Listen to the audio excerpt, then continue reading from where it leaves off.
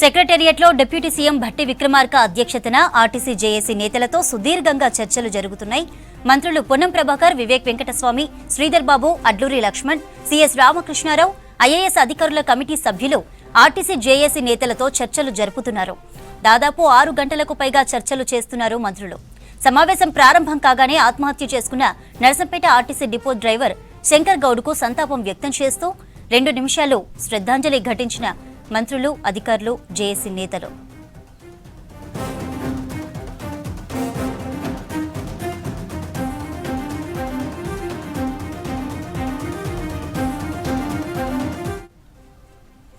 RTC కార్మికుల ప్రధాన డిమాండ్లపై చర్చిస్తున్నారు మంత్రులు. అంతకుముందు ఐఏఎస్ అధికారుల బృందంతో సుదీర్ఘంగా చర్చించారు ఆర్టీసీ జేఏసీ నేతలు. మంత్రులతో ఆర్టీసీ జేఏసీ చర్చలు కొలిక్కి వచ్చేటట్లు కనిపిస్తోంది.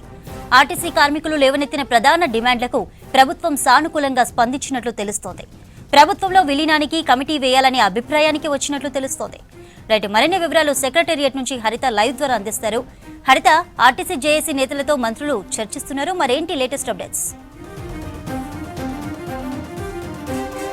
చంద్రిక, ఆర్టీసీ కార్మికులు ఎంతో ఉత్కంఠగా ఎదురు చూస్తున్న ఈ కీలక భేటీకి అయితే నిజానికి చెప్పాలంటే ఇటు ఆర్టీసీ ఉద్యోగులకు ఒక గుడ్ న్యూస్ వినిపించే అవకాశమే కనిపిస్తోంది. ఉదయం నుంచి దాదాపు ఉదయం 10 గంటల నుంచి ఇప్పుడు రాత్రి 10 అవుతోంది. ఇప్పటివరకు దాదాపు 12 గంటలుగా ఇటు కార్మిక సంఘాలతోటి ఇటు దఫల వారీగా ఇటు మనకు ఐఏఎస్ ఉన్నతాధికారుల కమిటీ చర్చలు, అనంతరం మంత్రులతో కమిటీ చర్చలకు కూర్చున్నారు. అయితే దీనిపైన ఒక పాజిటివ్ అయితే వచ్చిందని తెలుస్తోంది. ముఖ్యంగా కీలక అంశాలు ఏవైతే ఉన్నాయో, ముఖ్యంగా ప్రధాన డిమాండ్లు విలీన ప్రక్రియ, దాంతోపాటు ఇటు ట్రేడ్ యూనియన్లకు సంబంధించిన ఎన్నికలు, దాంతోపాటు ఇటు ఉద్యోగ భద్రతకు సంబంధించి ప్రధానంగా చేస్తున్న డిమాండ్లపైన అయితే ప్రభుత్వం సానుకూలంగా స్పందించి మంత్రివర్గ ఉపసంఘం అయితే చర్చలు దాదాపు సుదీర్ఘంగా 6 గంటల నుంచి కూడా చర్చిస్తున్నట్టు తెలుస్తోంది. అయితే ముఖ్యంగా విలీన ప్రక్రియకు కూడా ఇటు మంత్రివర్గము ఓకే చెప్పినట్టు తెలుస్తోంది. దాంతోపాటు ఇటు ప్రధానంగా ఇప్పుడు ఏదైతే మనకు ఆర్టీసీ జేఏసీ ప్రధాన 32 డిమాండ్లలో 29 డిమాండ్లకు గతంలోనే ప్రభుత్వం సానుకూలంగా ఉన్నట్టు ప్రకటించింది. ప్రధాన 3 డిమాండ్లలో ముఖ్యంగా ఇటు పిఆర్సీకి సంబంధించి ఏదైతే మనకు 2021 పిఆర్సీకి సంబంధించి 30% ఇంక్రీజ్ చేయాలంటూ కూడా ఆర్టీసీ జేఏసీ మొదటి నుంచి కూడా డిమాండ్ చేస్తోంది. దీనిపైనే కొంత మంత్రుల కమిటీ కొంత ఆలస్యం అవుతూ వస్తుంది. ఈ చర్చల దగ్గరనే కొంత పీఠముడి పడ్డట్టు కూడా తెలుస్తుంది. ప్రధానంగా అయితే ఎన్నో ఏళ్లుగా ఆర్టీసీ కార్మికులు ఎదురు చూస్తున్న ప్రధాన సమస్యలకు అన్నిటి కూడా ఇటు కాంగ్రెస్ ప్రభుత్వం గుడ్ న్యూస్ చెప్పే అవకాశం ఉంది. మరికొద్ది సేపట్లోనే ఈ చర్చలు ముగిసే అవకాశం కనిపిస్తోంది. ఉదయం నుంచి కూడా ఇటు ఆర్టీసీ జేఏసీ నేతలు సుదీర్ఘంగా చర్చలు అయితే జరుపుతున్నారు. దాదాపు 38,000కు పైగా ఉన్న ఆర్టీసీ ఎంప్లాయీస్కి అయితే ఇది ఒక గుడ్ న్యూస్ అనే చెప్పొచ్చు. ఎందుకంటే విలీన ప్రక్రియ గురించి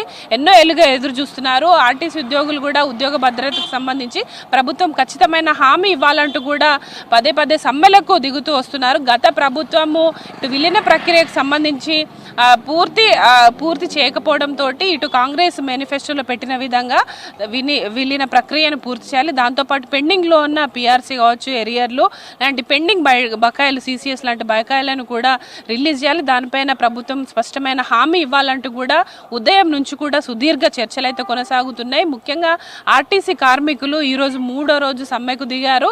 ఈ రోజు అయితే ఇటు ఒక ఎండ్ కార్డు పడే అవకాశమే కనిపిస్తోంది. ఎందుకంటే ఉదయం నుంచి కూడా చర్చలు సుదీర్ఘంగా జరుగుతున్నాయి. ఎందుకంటే విలీన ప్రక్రియ అనేది ఆర్థిక అంశాలతో కూడుకున్న అంశం కాబట్టి దానిపైన ప్రభుత్వం క్లారిటీగా కూలంకషంగా చర్చిస్తున్న సిచ్యువేషన్ అయితే కనిపిస్తుంది. ముఖ్యంగా మంత్రివర్గ సంబంధించి ఇటు ఉదయం నుంచి కూడా బట్టి అధ్యక్షతన జరుగుతున్న కమిటీలో అయితే ఈ విలీన ప్రక్రియకు సంబంధించి ఓకే చెప్పినట్టు తెలుస్తోంది. అయితే విలీన ప్రక్రియకు సంబంధించి కీలకంగా ఒక సబ్ కమిటీ వేసే అవకాశం ఉంది. ఎందుకంటే విలీనంకి సంబంధించి ఉద్యోగులకు సంబంధించి పే స్కేల్ మీద చర్చించాల్సి ఉంటుంది. దీనికి సంబంధించి ఒక కమిటీని వేసే అవకాశం ఉంటుంది. ఆ కమిటీలో మంత్రులు, ఉన్నతాధికారులు ఉండబోతున్నారు. దీనిపైన కొంత టైం పట్టే అవకాశం ఉంటుంది. కాబట్టి ప్రస్తుతానికైతే విలీనానికి సంబంధించి ప్రభుత్వం గ్రీన్ సిగ్నల్ ఇచ్చే అవకాశమే కనిపిస్తోంది. అనంతరం ఇటు పెండింగ్ బిల్స్ కావచ్చు, పిఆర్సీకి సంబంధించి ఇటు దాదాపు 30% పిఆర్సీ పే స్కేల్ గురించి ఎక్కువగా చర్చ కొనసాగుతున్న తెలుస్తోంది. దీనిపై దీనిపైన ఇంకా క్లారిటీ రావాల్సి ఉంది. ప్రస్తుతం అయితే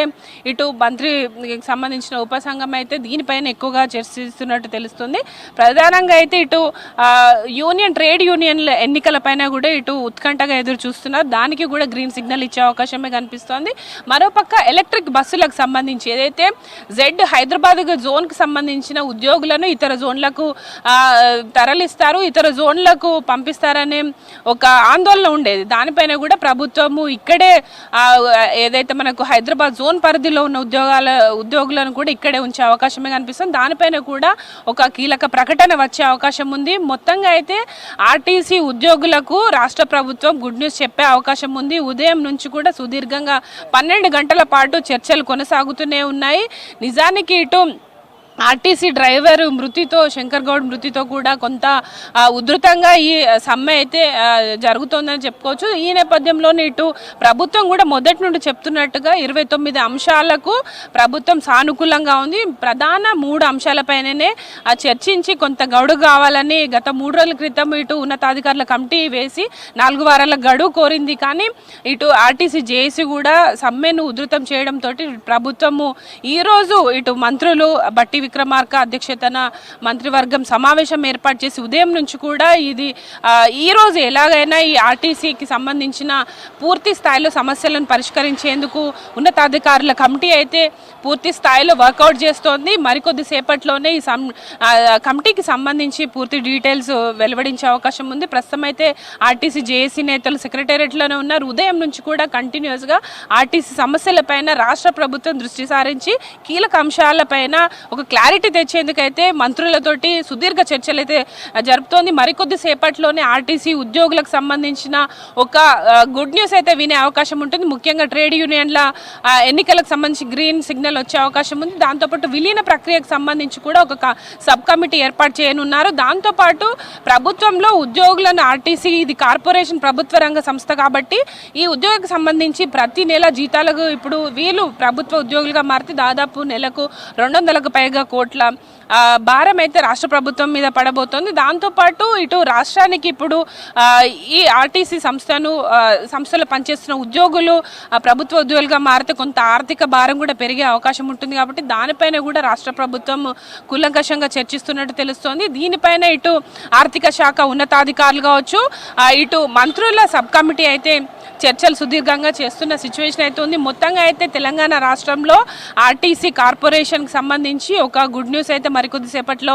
వెలువడే అవకాశం ఉంది. ప్రజెంట్ అయితే ఇటు ఆర్టీసీ ఉద్యోగులు కూడా ఉత్కంఠగా ఈ అంశాల పట్ల అయితే ఎదురు చూస్తున్నారు. మరికొద్ది సేపట్లోనే ఈ చర్చలు ముగిసే అవకాశం కనిపిస్తోంది. Over to studio. రైట్ హర్త, thank you for updates.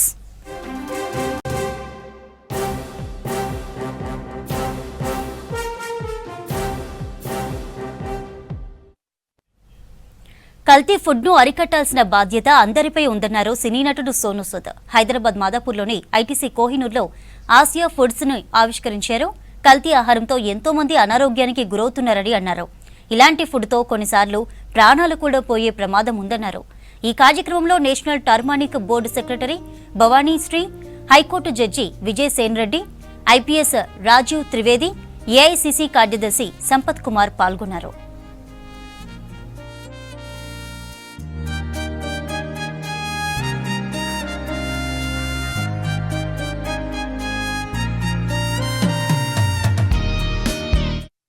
Personalities who are standing beside me, they are really, I would say, the real rock stars.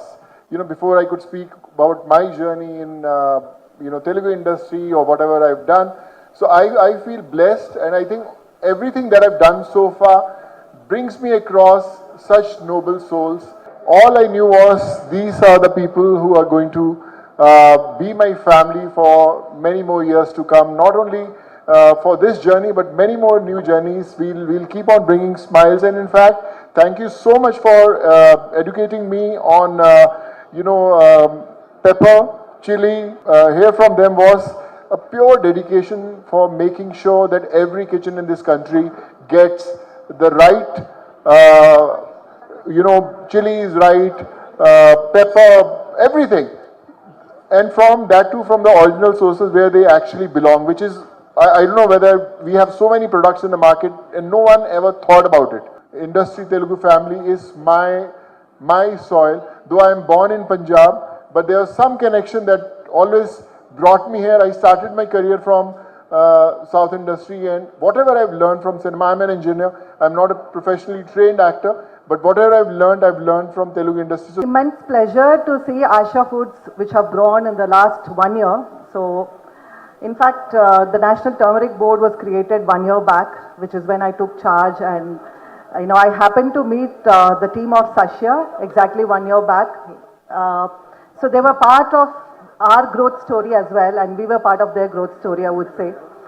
And the journey of Asha began when they started looking for the best of the turmeric. That is how our interactions was always,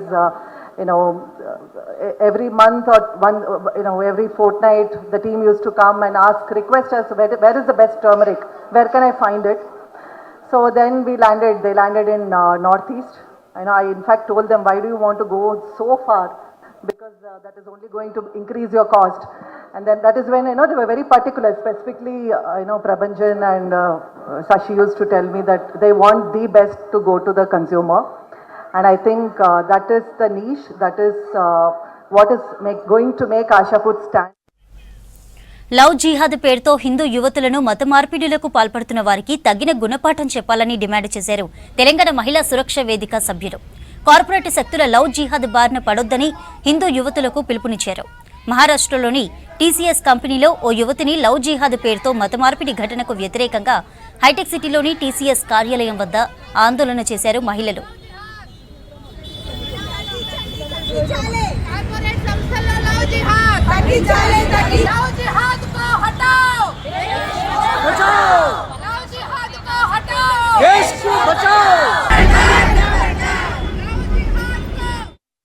దేశవ్యాప్తంగా ఒక్క టీసీఎస్ఏ కాదు, అడుగడుగున మహిళలు దౌర్భాగ్యానికి గురి అవుతున్నారని చెప్పచ్చు. మనం పిల్లలు స్కూల్లో సురక్షితం కాదు, కాలేజీలో సురక్షితం కాదు, యూనివర్సిటీలో సురక్షితం కాదు, చదువుకొని పైకి వస్తారని, దేశ ప్రగతికి తోడ్పడతారని పంపిస్తే ఇటువంటి కార్పొరేట్ హాస్పిటల్లో అన్యాయానికి పిల్లలు గురి అవుతున్నారు.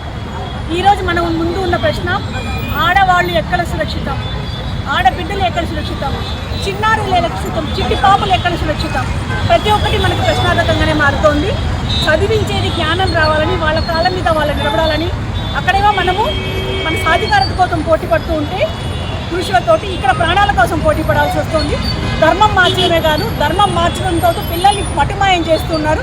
మనకు తెలిసి పిల్లలు ఎక్కడ కనిపిస్తున్నారు, కొద్ది రోజులు కళ్ళు మూసుకుంటే ఏ ప్రిజన్లోనో ఏ మూట కట్టి మనకి రోడ్ల మీద దొరుకుతున్నారు. కనీసం ఇప్పటికే మహిళల్లో శక్తి నింపాలని, సామాజిక స్ఫూర్తి కలిగించాలని, మన సమాజం ప్రత్యేకించి హిందూ సమాజం మేలుకోవాలని ఈరోజు మనం టీసీఎస్ ముందు ఉన్నాము. టీసీఎస్లో జరిగిన కార్పొరేట్ జిహాద్ గురించి అక్కడ ఇప్పటికీ చాలా కేసులు బయటకు వచ్చాయి. ఆ విధంగా రానివి చాలా చోట్ల ఉన్నాయి. ఎన్నో సంస్థలు కార్పొరేట్ శక్తుల రూపంలో ఉన్న హిందూ మహిళలని మత మార్పిడిలకు గురి చేస్తున్నారు.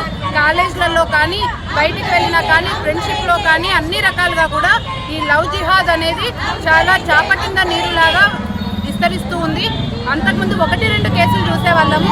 ఇప్పుడు ప్రతిరోజు ఏదో ఒక చోట ఏదో ఒక దగ్గర లవ్ జిహాద్ కేసులు వెలుగులోకి వస్తున్నాయి.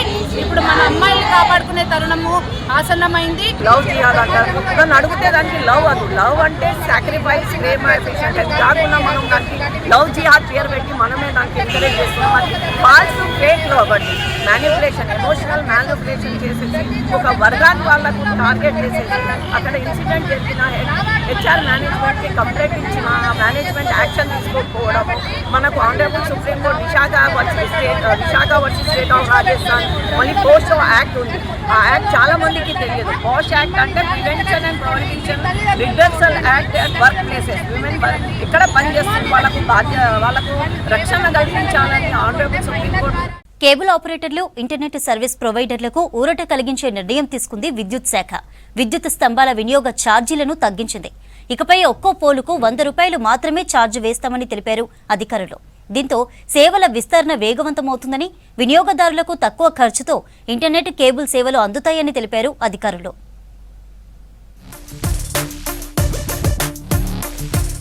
తెలంగాణలో ఇంటర్నెట్ సేవల విస్తరణను వేగవంతం చేయాలనే లక్ష్యంతో విద్యుత్ శాఖ కీలక నిర్ణయం తీసుకుంది.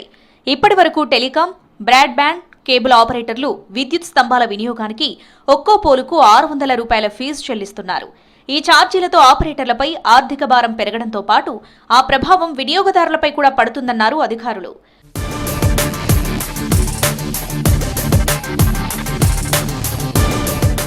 ఒక్కో విద్యుత్ స్తంభానికి 100 రూపాయలు వసూలు చేయాలని విద్యుత్ శాఖ నిర్ణయించింది.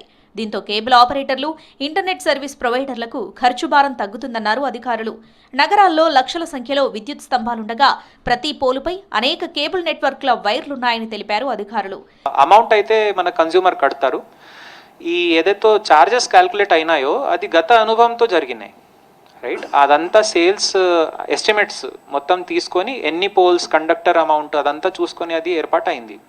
సో ఇప్పుడు ఏమవుతుంది, ఆటోమేటిక్గా ఫీల్డ్ లెవెల్లో వాళ్ళు విజిట్ చేసినాక ఎస్టిమేట్ జనరేట్ అవుతుంది మా సాఫ్ట్వేర్లో.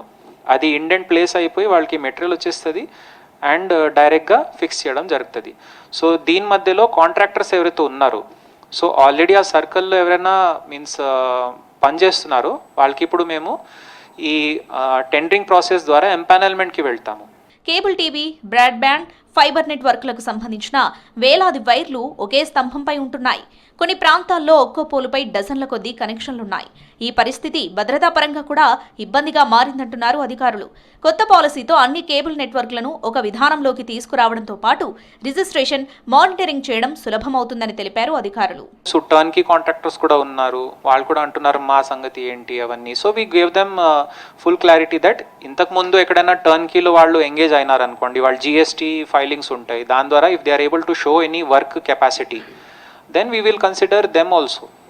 సింపుల్గా కన్జ్యూమర్కి ఇవన్నీ అవసరం లేదు. కన్జ్యూమర్ది పాయింట్ చాలా సింపుల్, అప్లికేషన్ పెట్టాము, ఛార్జెస్ కట్టాము, నాకు సర్వీస్ కావాలి, రైట్? సో ఇంతకుముందు అయితే ఎన్ని పోల్స్ పడతాయి, ఎంత వైర్ పడుతుంది, ఇవన్నీ కన్జ్యూమర్కి అది చెప్పడం, అడగడం అవన్నీ జరిగింది. ఇప్పుడు no relation, that's responsibility of TGSPDCL.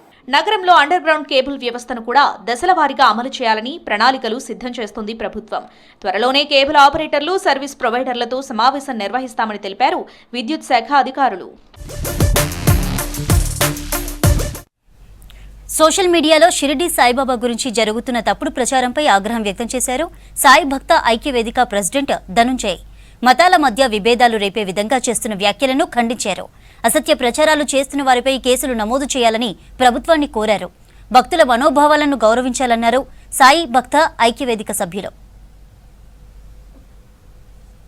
బాబాను టార్గెట్ చేసిన వాళ్ళే హిందువులు అని నేను అనను. ఎందుకంటే ఇప్పుడు నలుగురు ఎక్కువ మొత్తంలో టార్గెట్ చేసే వ్యక్తులలో ఇద్దరు ఇతర మతానికి వెళ్ళి మళ్ళీ వాపసు వచ్చారు. వాళ్ళు ఇప్పుడు హిందువులుగా ఉన్నారా, క్రిస్టియన్లుగా ఉన్నారా మాకు తెలియదు.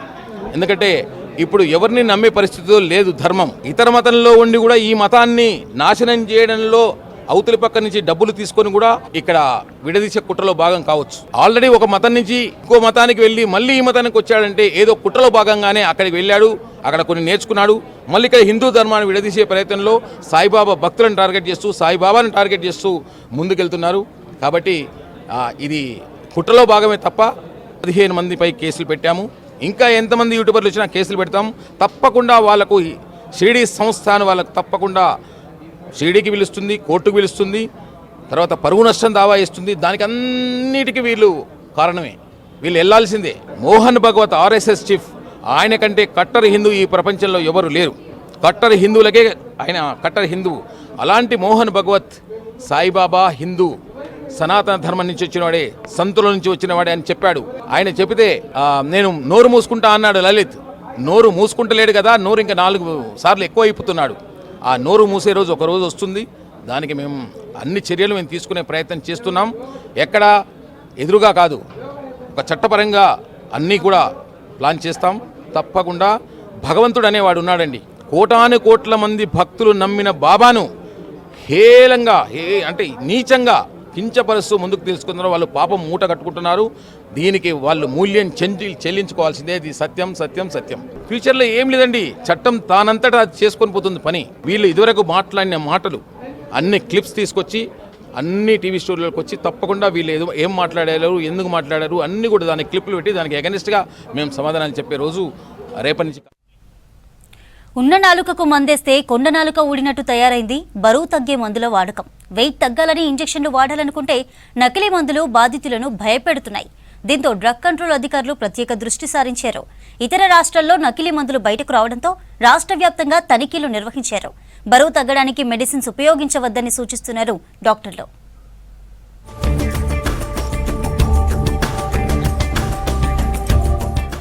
బరువు తగ్గే మందుల వాడకం ఎక్కువైంది. పెళ్లికి ముందు బరువు తగ్గే ఉద్దేశంతో ఇంజెక్షన్లు, టాబ్లెట్లను విపరీతంగా వాడుతున్నారు. డయాబెటీస్ కోసం వినియోగించే సెమాగ్లూటైడ్ పేటెంట్ గడువు అయిపోయింది. ఈ మందును వివిధ పేర్లతో మార్కెట్లోకి తీసుకొచ్చారు. 80% వరకు ధరలు తగ్గడంతో మెడికల్ షాపులలో విస్తృతంగా లభిస్తున్నాయి. దీంతో మెడికల్ షాపుల్లో ఈ మందులను ఎక్కువగా కొనుగోలు చేస్తున్నారని తెలిపారు కెమిస్ట్ డ్రగ్గిస్ట్ అసోసియేషన్ సభ్యులు.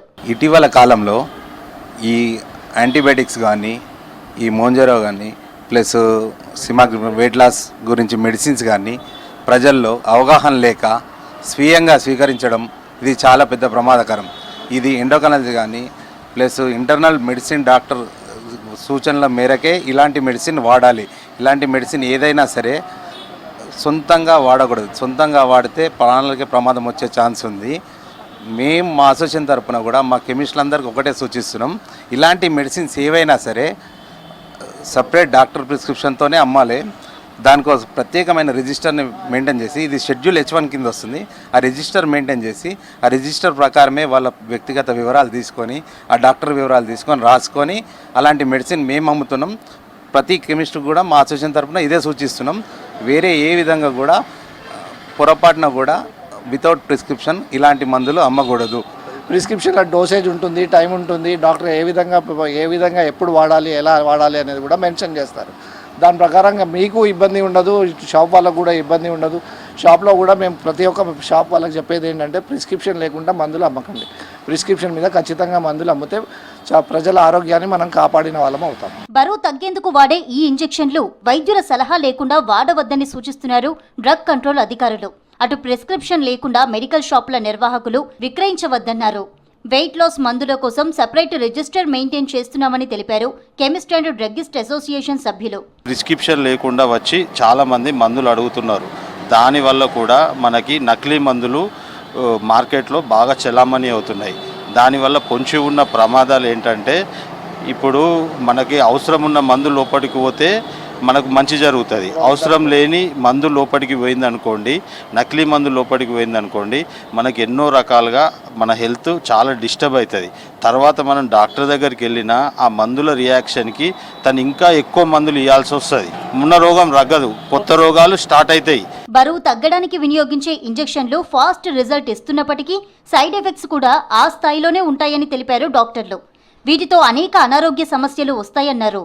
బ్రాండెడ్ కంపెనీల పేరుతోనూ నకిలీ మందులు విక్రయిస్తున్నట్టు డ్రగ్ కంట్రోల్ అధికారులు గుర్తించారని తెలిపారు డాక్టర్లు. రిగార్డింగ్ వెయిట్ లాస్ డ్రగ్ సంబంధించి సెమాగ్లూటైడ్ March 20, 2026కి దాని మెయిన్ కంపెనీ ఎవరైతే దాన్ని ఫస్ట్ ఇన్వైట్ చేశారో నోవోడాటిక్స్ అనే కంపెనీ దాన్ని ఇన్వైట్ చేయడం జరిగింది.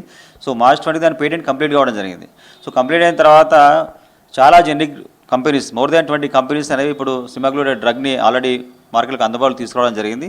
So as per drug control general of India ప్రకారం కావచ్చు, NMC గైడ్లైన్స్ ప్రకారంగా కేవలం డాక్టర్ ప్రిస్క్రిప్షన్ మేరకు మాత్రమే. సో ప్రిస్క్రిప్షన్ చేసే వాళ్ళు ఎవరంటే ఎండోక్రైనాలజీ అయిపోయిన డాక్టర్ కావచ్చు, internal medicine general physician and cardiologist with a separate indication. Indication అంటే ఎట్లా, మీరు BMIలో మనం నార్మల్గా 3 types ఆఫ్ BMI ప్రకారంగా మనం ఒబేసిటీ నిర్వచిస్తాం. Definition of obesity by the BMI. So BMI more than 30 BMI ఉన్నటువంటి వాళ్ళు and more than 27 with comorbidities. Comorbidities అనేది డయాబెటీస్ కావచ్చు, హైపర్టెన్షన్ లాంటి కోమార్బిడిటీస్ ఉండి మోర్ దాన్ 27 BMI ఉన్నవాళ్ళు, ఆ normal people, healthy people more than 30 BMI ఉన్నటువంటి ఎవరైతే ఒబేసిటీ బరువు ఎక్కువ ఉన్నటువంటి వాళ్ళు కేవలం డాక్టర్ యొక్క సలహా మేరకు మాత్రమే, qualified physician, qualified endocrinologist and cardiologist with proper indication వాళ్ళు ప్రిస్క్రైబ్ చేసినటువంటి దాని ప్రకారంగానే పేషెంట్స్ అంటే సామాన్య ప్రజలు దాన్ని తీసుకోవాల్సిన అవసరం ఉంటుంది. వెయిట్ లాస్ ఇంజెక్షన్లు వాడటంతో పాటు డైట్, ఎక్సర్సైజ్ చేస్తే ఎలాంటి ఇబ్బందులు ఉండవంటున్నారు డాక్టర్స్. భారతదేశానికి ఎంతో కీలకమైనవి నైరుతి రుతుపవనాలు. వీటి వల్లనే వానలు కురుస్తుంటాయి. మరి అలాంటి నైరుతి రుతుపవనాల కోసం దేశవ్యాప్తంగా కోట్లాది మంది రైతులు, ప్రజలు ఎదురు చూస్తుంటారు. ఈ ఏడాది నైరుతి రుతుపవనాలపై భారత వాతావరణ శాఖ తొలి విడత అంచనాలను రిలీజ్ చేసింది. ఈసారి లోటు వర్షపాతం నమోదయ్యే అవకాశం ఉందని తెలిపింది.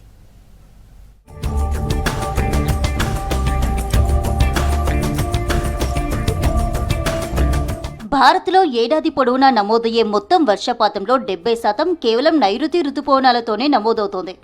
దేశ జీడీపీకి వెన్నెముకగా నిలిచే వ్యవసాయ రంగానికి ఈ వర్షాలు అత్యంత కీలకం. దేశ జనాభాలో సగానికి పైగా ప్రజలు నేటికీ వ్యవసాయంపైనే ఆధారపడి ఉన్నారు. వర్షపాతంలో స్వల్ప తగ్గుదల కూడా ఆర్థిక వ్యవస్థపై ప్రభావం చూపే అవకాశం ఉంటుంది. పైగా రైతులకు అత్యంత కీలకమైన ఖరీఫ్ సాగు సాధారణంగా జూన్, జూలై నెలల్లోనే మొదలవుతుంది. ఈ టైంలో నైరుతి రుతుపవనాలు సరైన సమయానికి రావడం, దేశవ్యాప్తంగా త్వరగా విస్తరించడం పంటల దిగుబడికి చాలా అవసరం. కానీ ఈసారి అలాంటి పరిస్థితులు లేవని అంటోంది వాతావరణ శాఖ. భారత వాతావరణ శాఖ తొలి విడత అంచనాలు ఆందోళన కలిగిస్తున్నాయి. ప్రస్తుతం పసిఫిక్ మహాసముద్రంలో బలహీనంగా ఉన్న లానినా పరిస్థితులు ముగిసి ఎల్నినో సదరన్ ఆసిలేషన్ తటస్థ స్థితికి మారుతున్నాయన్నారు వాతావరణ శాఖ అధికారులు. అయితే monsoon mission climate forecast system model ప్రకారం నైరుతి రుతుపవనాల టైంలో ఎల్నినో పరిస్థితులు ఏర్పడే ప్రమాదం ఉందని అంటున్నారు. సాధారణంగా ఎల్నినో ఏర్పడినప్పుడు ఆసియా దేశాలలో వర్షాలు తగ్గి కరువు పరిస్థితులు వస్తాయంటున్నారు వెదర్ ఆఫీసర్లు. భారతదేశంలో ముఖ్యంగా ఉత్తర రాష్ట్రాల్లో కనుక చూసుకున్నట్లయితే సగటుకు తక్కువగా వర్షపాతం అనేది నమోదు కాగా, దక్షిణ భాగాల్లో కొంచెం సగటుకు దగ్గరగా వర్షపాతం అనేది నమోదయ్యే అవకాశాలు కూడా కనిపిస్తున్నాయి. ముఖ్యంగా జూన్, జూలైలో కనుక చూసుకున్నట్లయితే నైరుతి ఋతుపవనాలు అనేవి దక్షిణ భారతదేశం నుంచి ఉత్తర భారతదేశం వైపు ప్రయాణించే సమయంలో ఈ ఏదైతే మాన్సూన్ లైన్ అనేసి అంటుంటామో ఈ యొక్క లైన్ కూడా మందుకోడిగా కదిలే అవకాశాలు కూడా కనిపిస్తున్నాయి. ఎల్నినో ప్రభావంతో ఈ ఏడాది వర్షాలు సాధారణం కంటే తక్కువగా ఉండే అవకాశం ఉందన్నారు వాతావరణ శాఖ అధికారులు. దీర్ఘకాలిక సగటులో 90 నుంచి 95% మధ్య వర్షపాతం నమోదు కానుందని చెప్పారు. ఈ ఏడాది దేశవ్యాప్తంగా సగటున 92% వర్షపాతం నమోదయ్యే సూచనలు ఉన్నాయన్నారు. ఇందులో 5% అటు ఇటుగా ఉండొచ్చని చెప్తున్నారు వాతావరణ శాఖ అధికారులు. ఎల్నినో కండిషన్స్ అనేవి క్రమేపీ బలపడే అవకాశం కూడా కనిపిస్తుంది. పశ్చిమ మహాసముద్రంలో క్రమంగా బలపడే అవకాశం కనిపిస్తుంది. అదే సమయంలో బంగాళాఖాతంలో మనకి ఐఓడి కూడా పాజిటివ్గా అయ్యే అవకాశాలు కూడా కనిపిస్తున్నాయి. ఒక విధంగా చూసుకున్నట్లయితే ఈ యొక్క ఎల్నినో అనగానే ఒక పుషింగ్ పోస్ కిందను, తర్వాత లానినా అనగానే ఒక విధంగా ఐఓడి అనగానే పుల్లింగ్ పోస్గాను కనిపిస్తున్నాయి. సో ఏదైనప్పటికీ కూడా ఒకటి వెనక్కి లాగుతుంటే ఇంకొకటి ముందుకు గెంటే అవకాశం కూడా కనిపిస్తుంది. కాబట్టి ఒక విధంగా ఐఓడి పాజిటివ్ నేచర్లో ఉండడం వల్ల మనకి జూలై మధ్య భాగం నుంచి కూడా ఈ యొక్క నైరుతి ఋతుపవనాలు అనేవి చురుగ్గా కదలడం, తర్వాత చాలా భాగాల్లో కూడా వర్షపాతం అనేది నమోదయ్యే అవకాశాలు కూడా కనిపిస్తున్నాయి. సాధారణంగా జూన్ 1న లేదంటే మొదటి వారంలో కేరళను తాకే నైరుతి ఋతుపవనాలు జూలై 15 నాటికి ఉత్తరాది సహా దేశంలోని అన్ని రాష్ట్రాలకు విస్తరిస్తాయి. అయితే ఈ ఏడాది ఎల్నినో ప్రభావంతో ఋతుపవనాల విస్తరణలోనూ వర్షాల తీవ్రతలోనూ మార్పులు వచ్చే అవకాశం ఉంటుందన్నారు వాతావరణ శాఖ అధికారులు.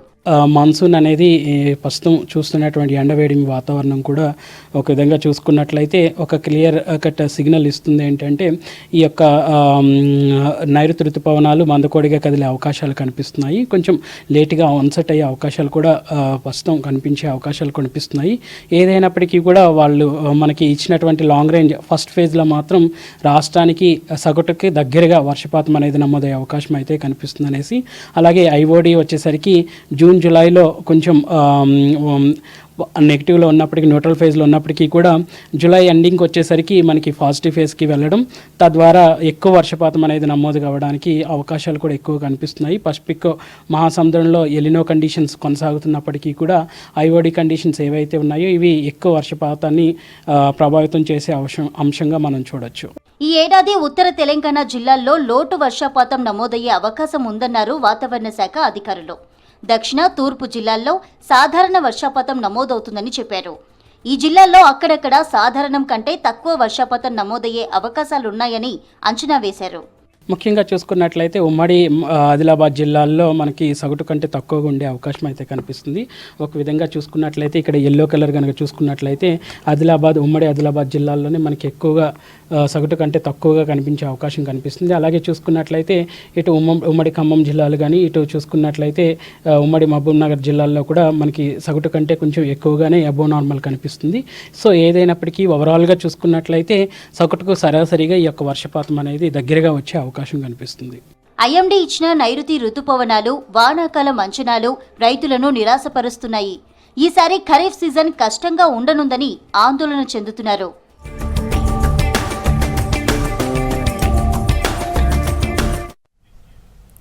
కొన్నేళ్లుగా వాతావరణంలో మార్పులు వస్తున్నాయంటున్నారు వెదర్ ఆఫీసర్లు. ప్రతి సంవత్సరానికి ఎండల తీవ్రత పెరిగిపోతోంది. రికార్డు స్థాయిలో గరిష్ట ఉష్ణోగ్రతలు నమోదవుతున్నాయి. అంతే స్థాయిలో వర్షాలు కూడా కురుస్తున్నాయి. అటు గరిష్ట ఉష్ణోగ్రతలు, ఇటు వర్షపాతము నమోదవుతుంది. ఎక్కువగా హైదరాబాద్లో ఈ పరిస్థితులు కనబడుతున్నాయంటున్నారు వాతావరణ విశ్లేషకులు.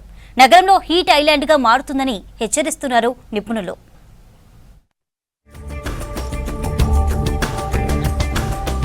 గ్రామీణ ప్రాంతాలతో పోలిస్తే నగరంలో అధిక ఉష్ణోగ్రతలు నమోదవుతున్నాయంటున్నారు వాతావరణ శాఖ అధికారులు. కాంక్రీట్ జంగలుగా పట్టణాలు మారిపోతూ ఉండటమే కారణమని తెలిపారు. గత ఏడాది హైదరాబాద్లోని 7 ప్రాంతాల్లో అర్బన్ హీట్ ఐలాండ్స్ ఉన్నట్లు గుర్తించారు పరిశోధకులు. ల్యాండ్ సర్ఫేస్ టెంపరేచర్లు 48 నుంచి 49 డిగ్రీల వరకు నమోదవుతున్నట్లు తెలిపారు. కాంక్రీట్ నిర్మాణాలు, కాలుష్యం ప్రభావంతో ఉష్ణోగ్రతలు పెరుగుతున్నాయని తెలిపారు వాతావరణ శాఖ అధికారులు. సన్సెట్ అయిపోయి మనకి సూర్యుడి నుంచి వచ్చే వేడిమి తగ్గిపోయినప్పటికీ ఈ సిటీలోని నిర్మాణాలు వీటి వల్ల వచ్చే వేడిమి కూడా పెరిగిపోవడము, దానికి తోడు ఈ హీట్ని ట్రాప్ చేసే గ్రీన్ హౌస్ గ్యాసెస్, ముఖ్యంగా కార్బన్ డైఆక్సైడ్ మనకి ఉండాల్సిన శాతం కంటే ఎక్కువ ఉండటం వల్ల ఈ హీట్ అంతా ఇక్కడ ట్రాప్ అయిపోయి ఉంటుంది. దానికి తోడు అవైలబుల్ మాయిశ్చర్ ఏదైనా ఉన్నా కూడా అది free movement of air between ఈ బిల్డింగ్స్, ఈ నిర్మాణాల మధ్యన ఫ్రీ మూమెంట్ లేకపోవడం వల్ల ఆ మాయిశ్చర్ కూడా ట్రాప్ అయిపోయి మనకి ముఖ్యంగా పగటిపూట కంటే రాత్రిపూట సిటీల్లో ఎక్కువ ఇబ్బందికర వాతావరణం ఉంటుంది. హైదరాబాద్ అర్బన్ ల్యాబ్స్ అనే స్వచ్ఛంద సంస్థ చేసిన రీసెర్చ్లో హీట్ ఐలాండ్స్ ను గుర్తించారు. నమోదైన టెంపరేచర్లను లెక్కించి హీట్ ఇండెక్స్ ను రూపొందించారు. భూ ఉపరితలం మీద 2-3 మీటర్ల ఎత్తులో నమోదయ్యే ఉష్ణోగ్రతలు లెక్కించడంతో హీట్ ఐలాండ్స్ బయటపడ్డాయని తెలిపారు. ఈ ఏడాది కూడా అనుకున్న దానికంటే ఎండల తీవ్రత అధికంగా ఉంటుందని తెలిపారు వాతావరణ శాఖ అధికారులు.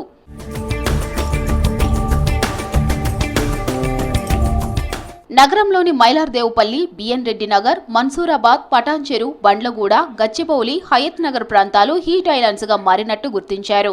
కాంక్రీట్ మయంగా మారిపోతూ ఉండటం, ఎత్తైన భవనాలను నిర్మిస్తూ ఉండటం, చెట్లను నరికివేయటం, సిమెంట్ రోడ్లు, ఏసీలు, ఫ్రిడ్జ్ల వాడకం పెరగడంతో గరిష్ట ఉష్ణోగ్రతలు నమోదవుతున్నాయన్నారు వెదర్ ఆఫీసర్స్. ఈ వేడిమి తగ్గించుకోవడానికి మనం అనేక పరికరాలు, ఏసీలు, రిఫ్రిజిరేటర్లు ఇటువంటివి వాడుతుంటాము. వీటి వల్ల బోల్డ్ హీట్ జనరేట్ అవుతుంది.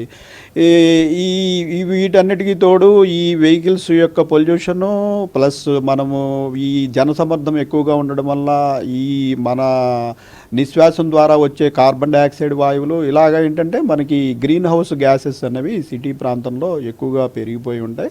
ఒక ప్లానింగ్ లేకుండా సిటీలను ఈ రకంగా నిర్మాణం చేసుకున్నందువల్ల వీటిలో గ్రీనరీ తగ్గిపోయి ఈ ఆక్సిజన్ శాతం తగ్గిపోవడము ప్లస్ ఇటువంటి లో ఆల్బిడో ఉన్న నిర్మాణాలు ఇవి పెరిగిపోవడం వల్ల ఈ హీట్ ట్రాప్ అయిపోయి మనకి ఇటువంటి ఇబ్బందికర వాతావరణం సిటీల్లో ఉంటుంది. నగరంలో అధిక సంఖ్యలో బిల్డింగ్స్ నిర్మించడం, వరద నీరు పోయేందుకు సరైన సిస్టమ్ లేకపోవడం, పచ్చదనం తగ్గిపోగా వెహికల్ పొల్యూషన్ పెరగడం అర్బన్ హీట్ కు కారణమవుతున్నాయంటున్నారు వాతావరణ శాఖ అధికారులు. కోడిగుడ్ల ఎగుమతులపై ఇరాన్ యుద్ధ ప్రభావం పడుతోంది. అంతర్జాతీయ ఉద్రిక్తతలతో ఎగుమతులు ఆగిపోవడంతో దేశీయ మార్కెట్లలో ధరలు కుప్పకూలుతున్నాయి. దీంతో పౌల్ట్రీ రైతులు నష్టాల్లోకి వెళ్తున్నారు. హర్ముజ్ జలసంధి సమస్యలతో గల్ఫ్ దేశాలకు సరఫరా నిలిచిపోవడం, పౌల్ట్రీపై ఆధారపడ్డ తాము నష్టపోతున్నామని తెలిపారు వ్యాపారులు.